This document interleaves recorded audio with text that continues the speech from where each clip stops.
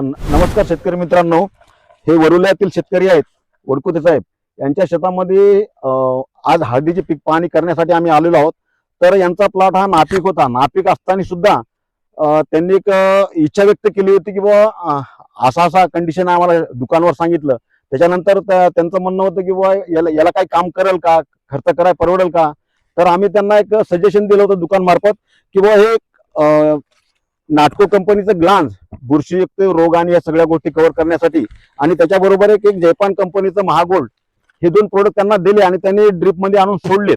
सोडल्यानंतर आज 10 दिवस झालेले आहेत। तर 10 ते 11 दिवस चालू आहे।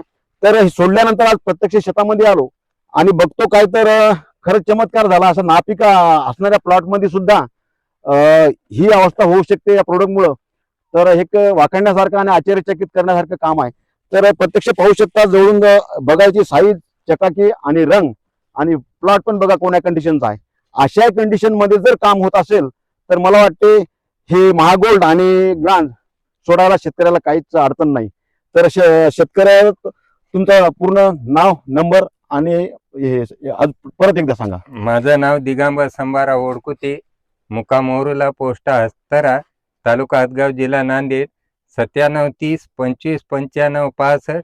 याची कंडिशन एकदम चांगली आहे। पहिली एवढी नव्हती, पाण्यामुळे प्लॉट थोडा खराब झालता। त्याच्यामुळे की नाही हे सोडल्यामुळं हळद नंबर 1 मध्ये आलेली आहे। आणि हे सोडायच्या अगोदर एवढी चकाकी नव्हती किंवा शेंग वाढलेली नव्हती। आता भरपूर शेंग वाढलेली आहे। म्हणजे तुम्ही समाधानी आहे? समाधानी। आता शेतकऱ्यांनी समजा जर वापरायचे झाले हे दोन प्रोडक्ट, तर तुम्ही काय सांगशाल त्यांना, काय मेसेज देऊ शकता? नाही, हे जर प्रोडक्ट दोन्ही संघ जर वापरली, आता जरी वापरले तरी शेंग भरती, एवढं आम्ही सांगू शकतो। खरं शेतकरी मित्रांनो, मी पण सुद्धा एक आश्चर्यचकित झालो।